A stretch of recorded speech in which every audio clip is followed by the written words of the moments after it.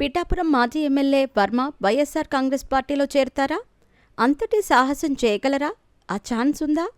ఇప్పుడు AP political సర్కిల్స్లో అదే చర్చ నడుస్తోంది. గత కొద్ది రోజులుగా వర్మ చుట్టూ అనేక రకాలుగా ప్రచారం జరుగుతోంది. టీడీపీలో ఉంటే రాజకీయ భవిష్యత్తు ఉండదని వర్మ భావిస్తున్నారని, పవన్ కళ్యాణ్ ఉండగా పిఠాపురంలో టికెట్ దక్కే ఛాన్స్ లేదని, ఇలా ఎన్నో విధాలుగా ప్రచారం జరుగుతోంది. అందుకే వర్మ వైఎస్ఆర్ కాంగ్రెస్ పార్టీలోకి వెళ్లటం ఉత్తమమని సూచించిన వారు ఉన్నారు. అయితే టీడీపీని విడిచిపెట్టి వైఎస్ఆర్ కాంగ్రెస్ పార్టీలోకి వర్మ వెళ్లగలరా లేదా అనేదే ఇప్పుడు ప్రధానమైన చర్చ.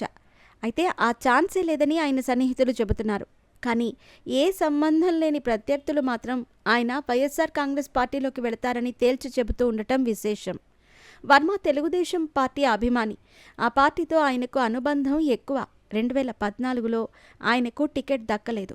ఆ సమయంలో వైఎస్ఆర్ కాంగ్రెస్ పార్టీ నుంచి ఆహ్వానం ఉండేది. కానీ ఆ పార్టీలోకి వెళ్లలేదు వర్మ. తనను తాను ప్రూవ్ చేసుకునేందుకు ఇండిపెండెంట్గా పోటీ చేశారు. టీడీపీ, వైఎస్ఆర్ కాంగ్రెస్ పార్టీ అభ్యర్థులకు కాదని అత్యధిక మెజారిటీతో గెలిచారు. అటు తర్వాత తెలుగుదేశం పార్టీలో చేరిపోయారు.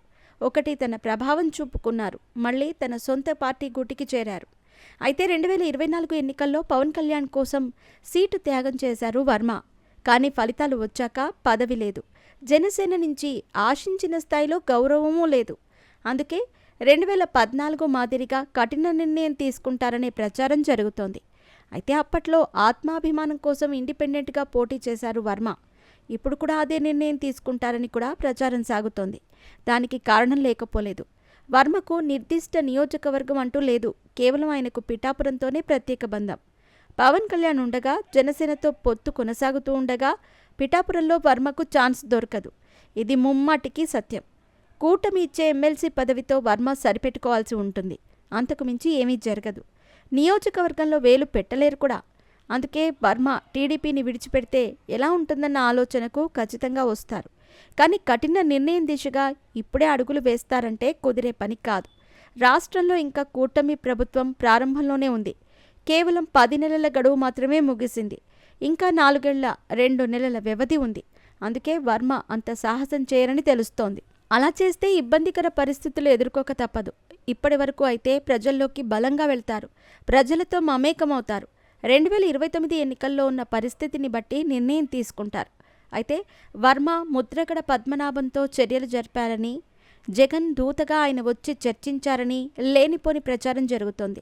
సందట్లో సడేమియా అన్నట్టుగా ముద్రగడ కుమార్తె దీనిపై వ్యాఖ్యానించేసరికి ఏదో జరుగుతోందన్న అనుమానం బలపడింది. కానీ ఏమీ జరగలేదని వర్మ అనుచరులు చెబుతున్నారు.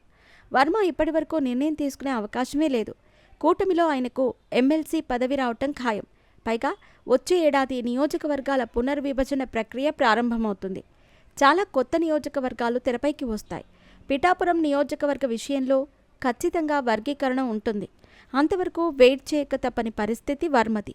ఇంకోవైపు ఎమ్మెల్సీ పదవుల భర్తీ కూడా జరుగుతుంది.